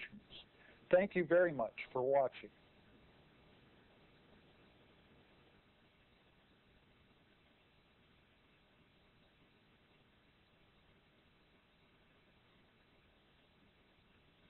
Hi, I'm John Lear. I'm a captain for a major cargo carrier. Please join me with Linda Moulton Howe on One-on-One.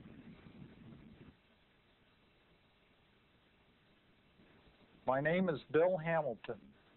I am a UFO researcher and investigator. I investigate UFO sightings, abduction cases, crash retrieval events, and underground activity. You can see me on tape with Linda Moulton Howe on One-on-One.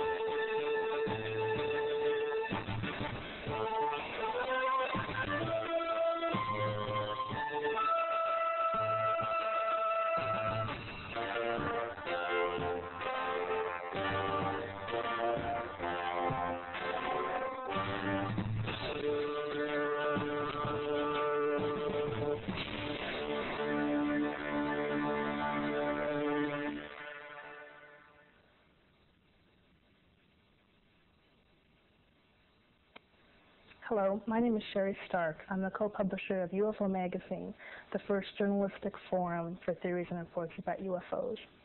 When Vicki Cooper and I started the magazine in 1986, there was very little, if any, serious reporting on the subject.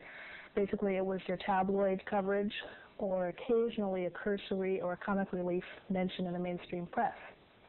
Since that time, there has been growing public interest in the subject, starting with a couple of best-selling books, and there have been documentaries, and there have been talk show guests, and a lot of interest and a lot of types of information out there about the subject. But in some senses, it's even more confusing because there are so many different kinds of information that are subjective that the general public often is turned off to the subject as a whole. And what we're trying to do with the magazine is present the best information scientifically that is being shown, the best research, and presented in a way that the general public can access it and have a source that they can trust, that we don't have any vested interest or particular theories that we're pushing in the field.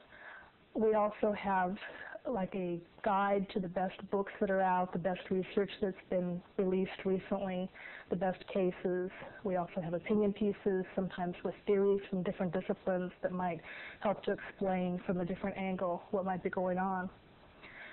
Well, if you'd like to find out more about the magazine, you can send $5.45 for a sample issue, or you can subscribe for $21 for the year. And you send it to UFO Magazine, P.O. Box 1053A, Sunland, California, 91041. And if you'd like to call and get more information, it's 818-951-1250. Thank you.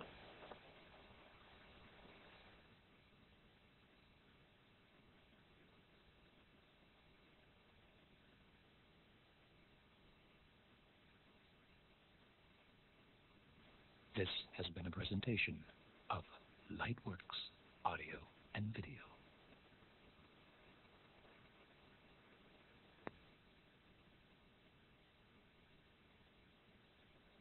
It took 6 men to lift the disc onto the low boy truck.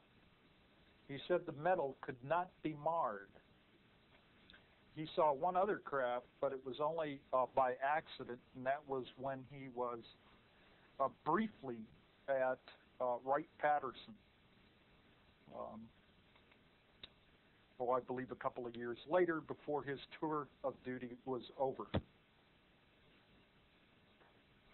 Now, in my crash retrieval file, I have listed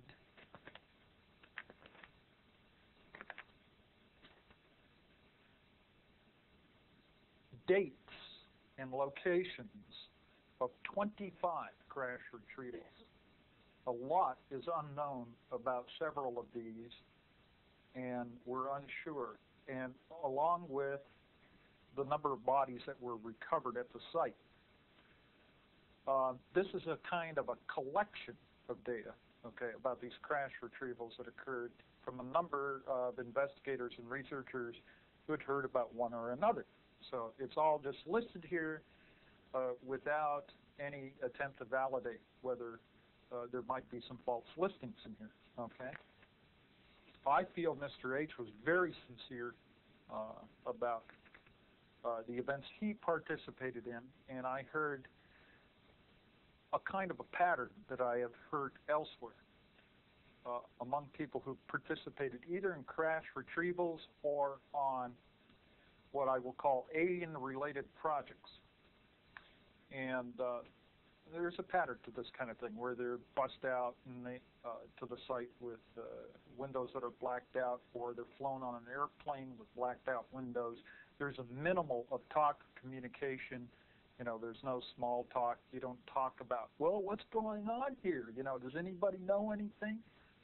You know, and try to get people to talk. There isn't that kind of talk going on. The only kind of talk that is going on is hand me the screwdriver or whatever it is, or the flashlight or whatever instrument, and it's just held down to a minimal level. So naturally what I find out is that the people involved really know very little outside of their own particular tasks about what is going on, the big picture.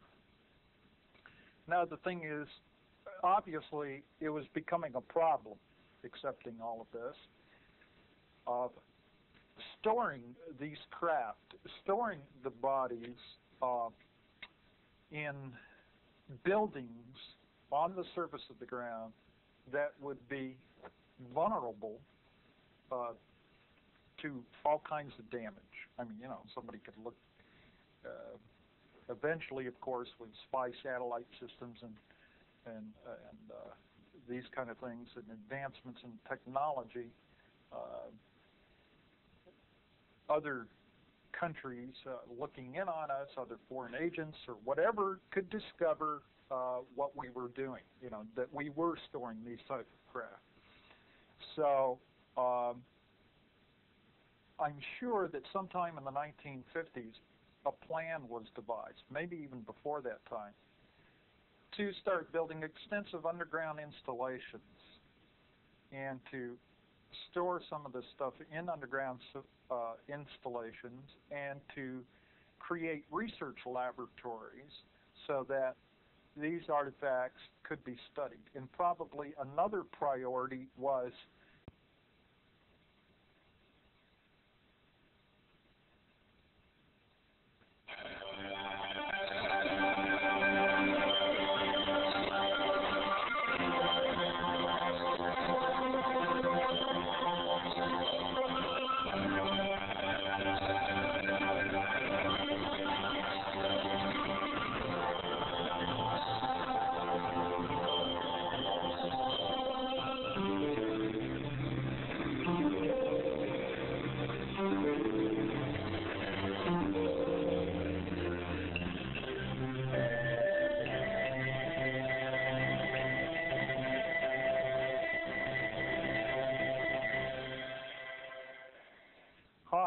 My name is Bill Hamilton. I've been doing UFO research for the past 38 years. My current area of research is in the Antelope Valley area, where I've been investigating UFO abduction cases, UFO sightings in the skies over Lancaster, and the existence of underground tunnels and bases and secret projects involving advanced technology and alien presence on our planet. I hope you enjoy the presentation you're about to see.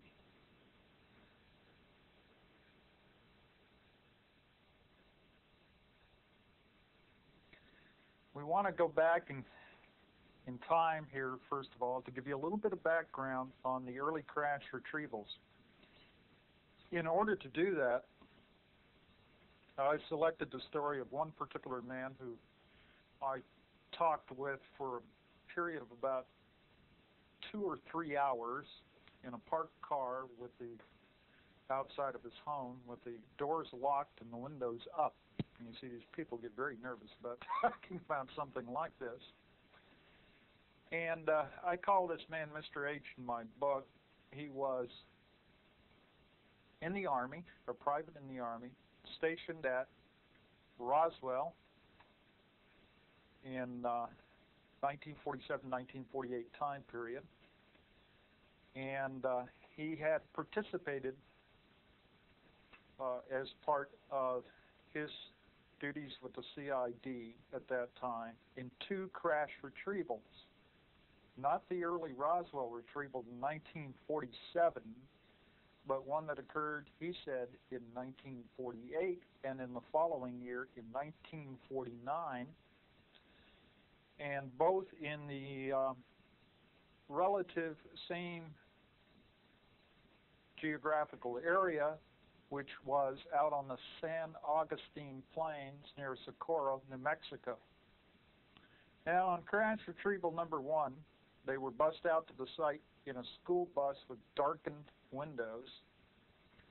When they got there, they saw the disc was sitting on the ground. It was illuminated by floodlights. The disc was about 30 feet in diameter. He said there were 2 alien pilots recovered from this disc. One was alive. Doctors were walking the live alien around for about 12 hours trying to save it, but it died. The disc had one round room with a central column in it. This is the waveguide within the craft, directing the gravitational wave field out and around the craft. It took only 3 men to lift this disc. It was so light, onto a lowboy truck. And he accompanied this disc when it was transported overland to the Nevada test site at the Groom Lake Complex, which was a fledgling complex with only about 5 buildings out there at that particular time, no underground installations. When he arrived there for a debriefing. Now, one of the things he told me is they arrived at night, and when the truck lights fell on this one particular hangar, he was astonished to see 2 live aliens standing outside of the hangar. They were about 5.5 feet tall.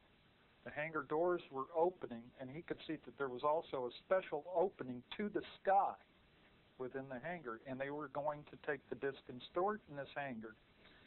And there were already discs stored inside of the hangar, I believe about 6 of them. This is absolutely amazing when you consider this was 1948. So there were previous recoveries, and they had taken these recoveries up to the Groom Lake Complex. He was debriefed at a long table along with the others on the retrieval team. And something odd happened at the time that he was being debriefed. He was looking at the wall, and he saw pictures on the wall of at least representatives of 6 different alien types.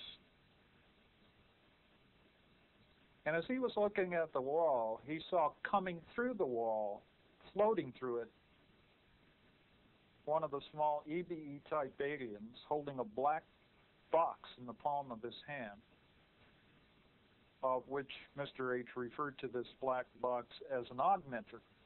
He was amazed because he could see this alien floating right toward him, looking directly at him, and up to that point in time, having participated in this recovery, he was not alarmed, he wasn't upset or anything else, but this really upset him. When he went for meal break to the cafeteria, he noticed that there were areas designated for humans and other areas designated for aliens.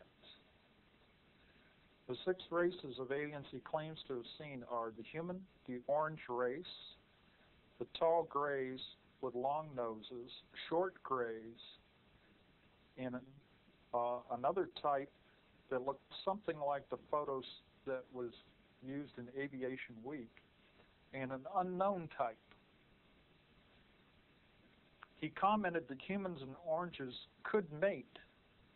One of the types wore a hand beam weapon on a belt.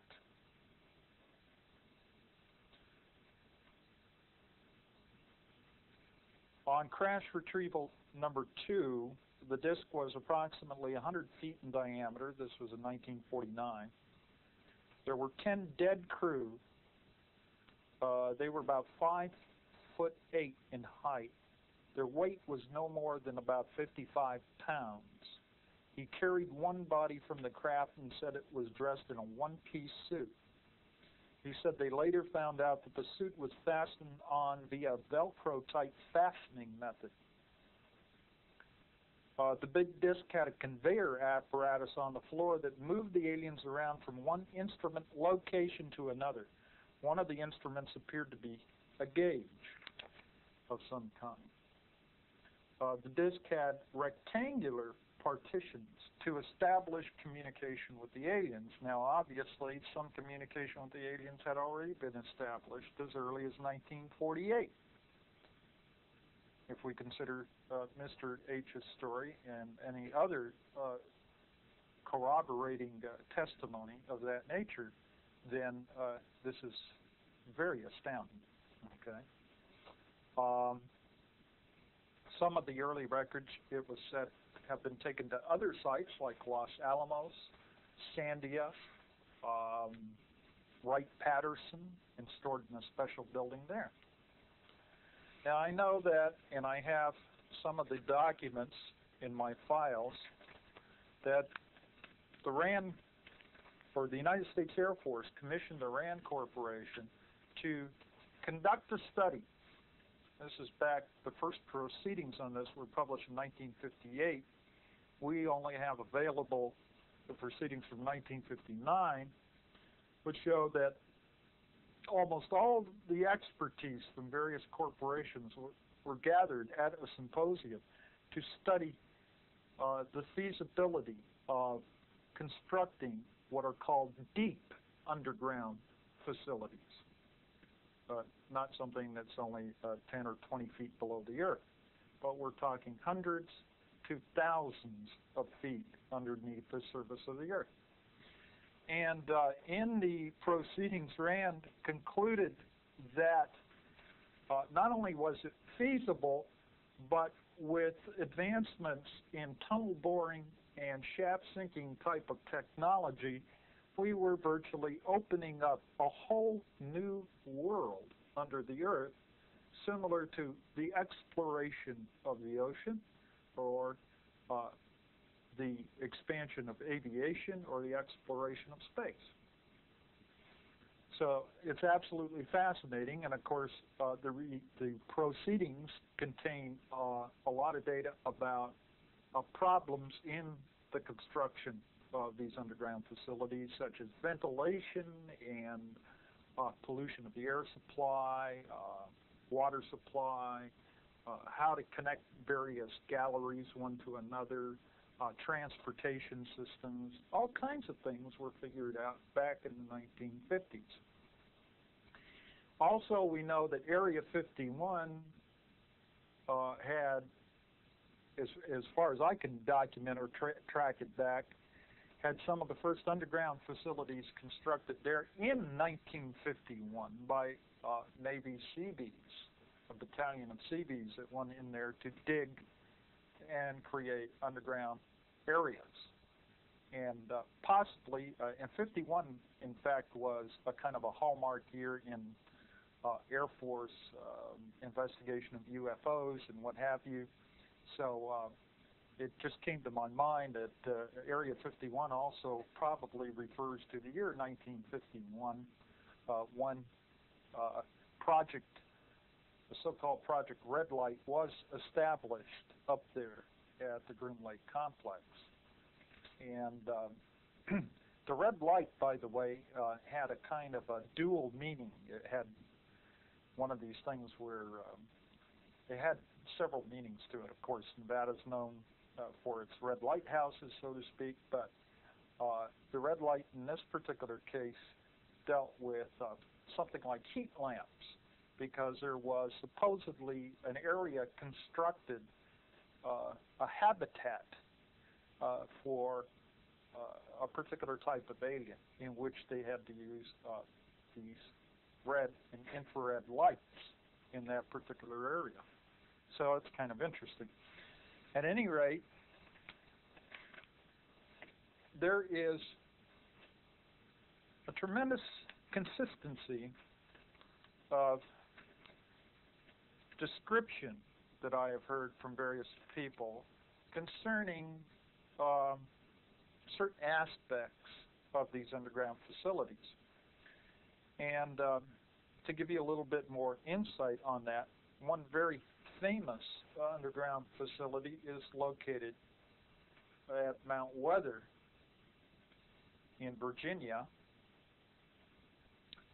and it's located 47 miles west of Washington, D.C. in rural Virginia. And it's kind of, it was designated as part of the Federal Relocation Center as part of the Continuity of Government program. You know, it's very interesting. We don't know too much about this Continuity of Government program and their subterranean installations other than a few publications about it that have come out. One of them, I believe I brought the article with me, was published in, it was the cover story in U.S. News and World Report on August 7, 1989, called America's Doomsday Project. And in here they detail what's called the Defense Mobilization Planning System Agency and special teams as part of the COG plan, equipped with war plans, military codes, and other essential data that would accompany each designated presidential successor to secret command posts around the country. And then it goes on to say, besides the president and other officials designated as successors, the Pentagon has developed COG plans for evacuating an additional 46 key officials at any time of the day or night. These 46 named in the Joint Emergency Evacuation Plan, or JEEP, would be moved by helicopter to bunkers and command posts. Each has been issued a JEEP 1 identification card. Most of the JEEP 1 card holders are military officers who work for the Joint Chiefs of Staff. An additional 248 JEEP 2 card holders, disaster relief specialists, senior Pentagon officials, and others would be airlifted to bunkers and command posts, but only between the hours of 9 and 5. An attack after business hours would mean JEEP 2 card holders would have to get in their cars and drive to their designated locations. In all, more than 1,000 political and military officials have been deemed important enough for continued operations of government toward evacuation. And this is all managed by the Federal Emergency Management Agency, FEMA, and the Pentagon has divided the country into 10 different regions, among which there may be as many as 50 different fallout-resistant command post bunkers, each linked with the others by satellite, ground wave, and high-frequency transmissions. Theoretically, any secret command bunker could be used by the president or his successor during or after a nuclear strike, allowing COG planners to play the ultimate high-stakes shell game. So that's